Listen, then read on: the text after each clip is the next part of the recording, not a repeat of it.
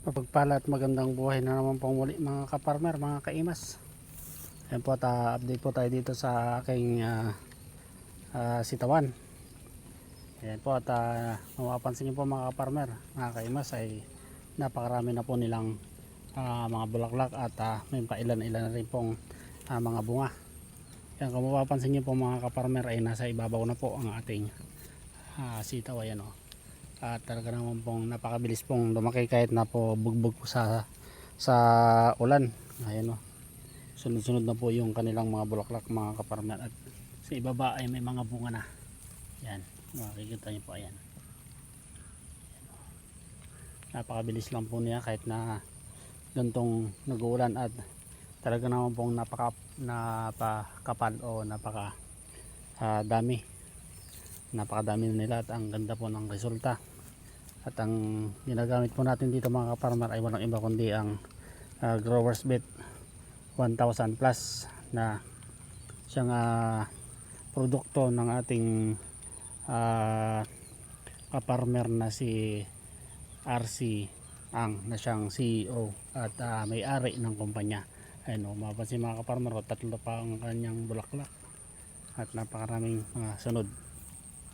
Ayan, napakaganda po nito sa mga halaman, lalo na sa mga gulay tulad nitong aking sitaw na aking laging ina-applyan. Bali ito po kahit po umuulan ay nag-apply po ako kahapon dahil nakikita ko po na medyo nahihirapan siya dahil sa matinding pag-ulan. Ayan, nag-spray po ako ng Growers Bet 1000 plus para po tumibay po yung kapit nitong mga bulaklak, dahil pagka hindi po natin to in-spray ng Growers Bet ay sigurado pong magkakahulog na po itong mga bulaklak niya dahil po sa matinding mga pag-ulan. Ayan o, mapapansin niyo po mga kaparmer, hindi po nagsilaglagan dahil maganda po ang kapit niya. Yan, isa po yun sa kagandahan pagka gumamit po kayo nitong Growers Bet 1000 plus. Ayan, yan o, ang dami po at haba po ng mga bunga yan mga kaparmer. Yan o, marami-rami na rin mga bunga.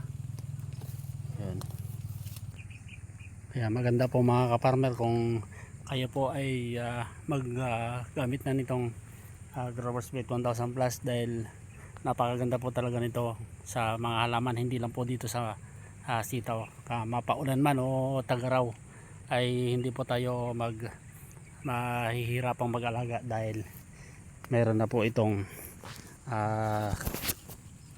active ingredients na talagang magpapaganda sa ating mga halaman o mga sitaw. Ayan, at napakalinis po ng mga bunga. Ayan, isa po yan sa napakagandang resulta itong aking ginagamit na Growers Bet 1000 plus. Ayan, oh, di po ba? Hindi po tayo magsisisi dahil talaga namang epektibo. Yan o, napakaganda. Nasa taas na sila, talagang magsasalubong na rin po mga kaparmer. You know, magsasalubong na ang mga kanilang mga talbos. Kung mapapansin niyo po yung mga talbos nila mga kaparmer, mga kaimas, ay ang traba, napakalulusog yun. Kaya Growers Bet 1000 plus lang po. Yan. So ayun, at saka nga po mga kaparmers, hindi ko lang po sinasabi na totally ito lang po yung ginagamit yung produkto, dahil ang mga aphids po ay aking ini-spray din po ng chemical, pero bawas na po dahil madalang na po akong gumamit ng chemical. Gawa po nitong Growers Bet 1000 plus na siyang ginagamit ko talaga ng palagi. Gumagamit lang ako ng ibang chemical pagka nakita ko na yung aking mga tanim ay may mga ibang mga sakit, tulad po nga yun sinabi ko na aphids, dahil yung aphids po ay mahirap po talagang puksain. Yan, pero makikita nyo naman Tsaka nakakatipid po ako sa pag-apply ng abono mga kaparmer. Ayan, minsan ko pala po ito na-applyan pala mga kaparmer. Isang beses ko pala ito in-applyan ng 1620.